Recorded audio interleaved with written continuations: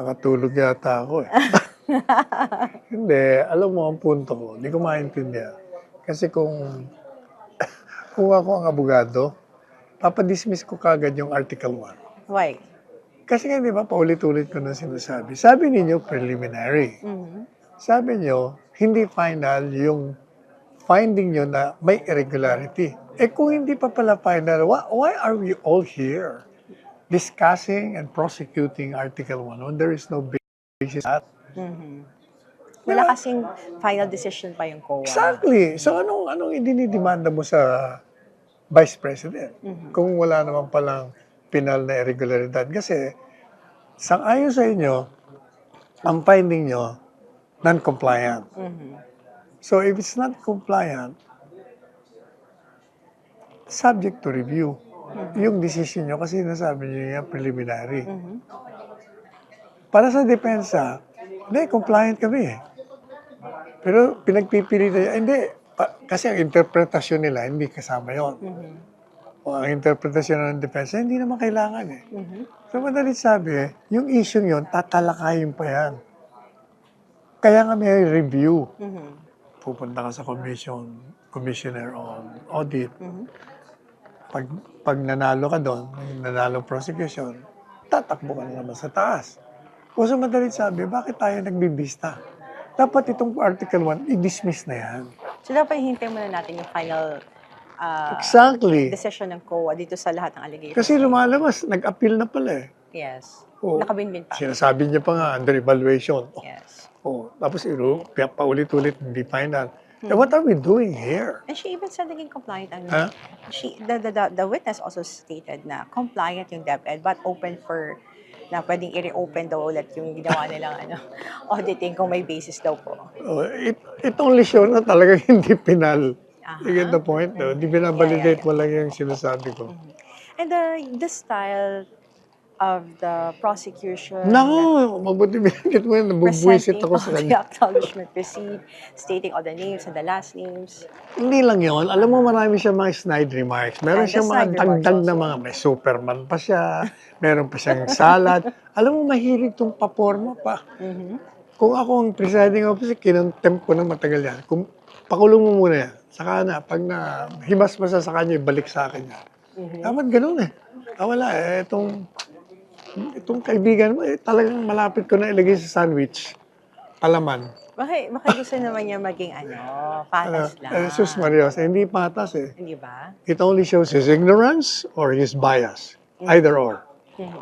Kasi you have been emphasizing for this past few days ng impeachment trial court na walang finality. The non-basis of this article. Wala eh. Yeah. Kasi you will only sue if you have a final decision of irregularity on a government agency. Kasi, as far as they're concerned, penal na ito sa atin. Eh, merong review eh. But my question is, Attorney Sal, with that in mind, nung pinopoint mo, and pipinayagan na magkaroon ng impeachment for that article po, at present ng mga acknowledgement receipt, at pinapakita doon sa public, ano bang gusto nilang ipakita sa public na magkaroon ng trial by publicity with only showing all these receipts na wala pa namang finality? Yun eh. Sinisiraan nila itong si BP Sara na non-compliant. Kesyo, kung ano-ano, paninira lang talagang ginagawa eh. Kayo na nga nagsasabi na hindi pa kayo sigurado kung yung finding nyo, i-affirm o hindi. Bakit yung inilalabas yan? But with the buong araw na to na nagsalita at direct examine ni Attorney Kapunan, yung state auditor, napatunayan ba niya na nagkaroon ng misuse ng confidential funds ang Vice President, ang parehong office ng OVP at ng Department of Education? Wala nga eh. Kasi nga, babalik ulit tayo doon. Hindi nga pinal yung finding mo eh. So ano bang ginagawa pa natin? Kailangan ipinal nyo muna saka kayo magdemanda. So walang basis at all yung mga sinabi Wala. niya na that the possibility na nagkaroon ng misuse for personal. Yun ang sinasabi nila, may misuse. But sila rin ang nagsasabi, pero hindi pa final itong aming sinasabing misuse. Bakit mo sinisiraan si Vice Presidente? May technicality din kasi sinabi din dun sa first earlier report, di ba? Na? Presenting dun summary po ng report po na present kanina na nagkaroon sila ng disbursement ng ganitong date, hindi pa nare-release yung confidential funds. Dun sa Saan sila kumuha ng pera ng ano? Ay, yun nga tinatanong ng Kaya dinedisallow doon ng COA. Ibig sabihin, naggastos muna tapos parang reimbursement. O ibig sabihin kayo nga may atraso eh. Dahil nag-a-advance pa itong mga nagtatrabaho para sa inyo. Tapos tuloy, kaya nung mag-liquidate, sobra. Is it anomalous? Ano? Maanomalya ba yung gano'ng Hindi anomalya yan. It only nga shows na these people are spending their own money. That's why they're asking for reimbursement kasi ang bagal nyo magpalabas ng pera. Tapos, nagpalabas na nga kayo ng pera, sasabihin nyo pa, irregular yung ginagawa namin. Compliant naman kami. You keep on insisting na non-compliant. And yet, you're suing us for something which is not final. Ano ba yan? So, what do you think ang dapat gawin ng defense? I will not tell them what to do, but if I were a lawyer and there is an impeachment trial involving the same facts on Article 1, I will move for a dismissal of the case of that Article 1. Right away. Or, if I were the presiding officer, I will call the attention of my colleagues. Why are we doing this? Walang basis itong article, i-dismiss natin to. Di ba? And stop O di gusto niyo, i-file niyo after. Di ba? Otherwise, you're wasting our time. I-file it after Kasi kumain tingnan mo, tayo. Hana, what can you get by asking about 5 witnesses testifying on something that they found irregular, which is not yet final? Kasi as far as they're concerned, it's irregular. But paano kung yung commissioner audit will not agree with you or the court will not agree with you? O di wala. Di nagsayang lang tayo ng oras. And money. Money, lahat siya. Pati waste of time. O kaya nakakatulog tuloy ako sa boredom. But I have to be here because I really have to monitor it. Nice way to monitor. You're monitoring it Oo nga. live. Kahit na foul weather, nandito tayo, di ba?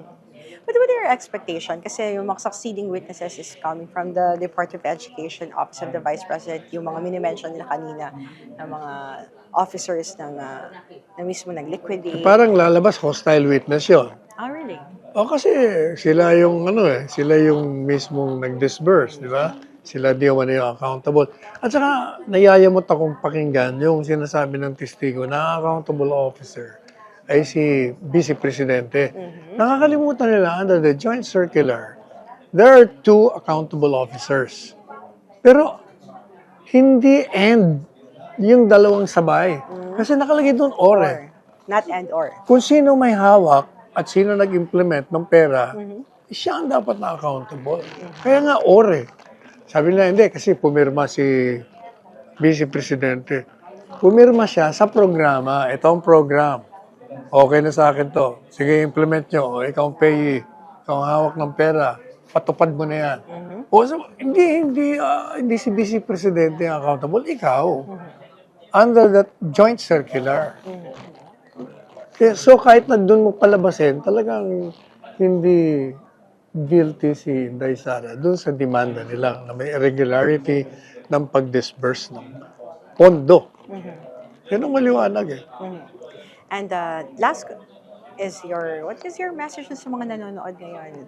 What are the Filipinos who are having this kind of thoughts na kami may because of the irregularity, because of the acknowledgement receipts, and doon pa lang na magiging basis nila that the Vice President is. Nakikita ng tao, sa tingin ko kasi umiikot ako, di ba? Galing lang ako Cebu, 3 araw ako doon. Para pareho sinasabi nila, bakit ba nag-i-impeachment tayo? Wala naman silang ebidensya. Tapos yung prosecution, wala nang ginawa, kundi manira, kahit na hindi dapat sasabihin. Meron siya mga sinasabing mga scam. Ngayon naman, may Superman, may salad. Ano ba yan? Sabi niya, marami nang ayaw manood eh. Siguro pag nag-survey, tingnan natin kung may nanonood pang ganong kasing dami nung nagsimula ito.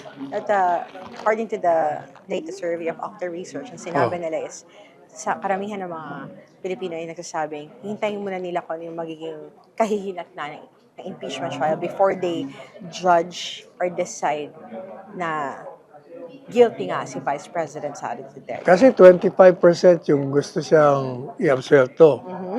Tapos 21%, hindi, 21%, basta mas mababa yung conviction eh. Yung natira, magdi-decide daw sila. Pero kung nanonood sila, palagay ko, by this time, nakadesisyon na sila na wala. Lalong-lalo na kung nakikinig sa atin. Dahil pinapaliwanag na wala akong basis eh. Yung Article 1. O, pati Article 4, wala rin basis yun.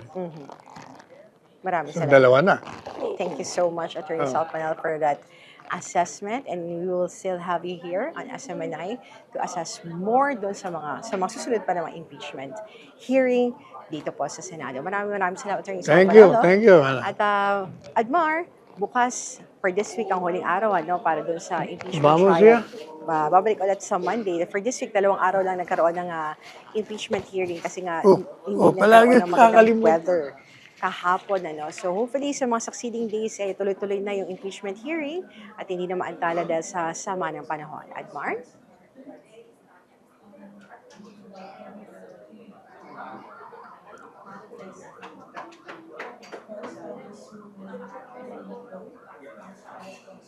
Kalata, sumigaw po siya.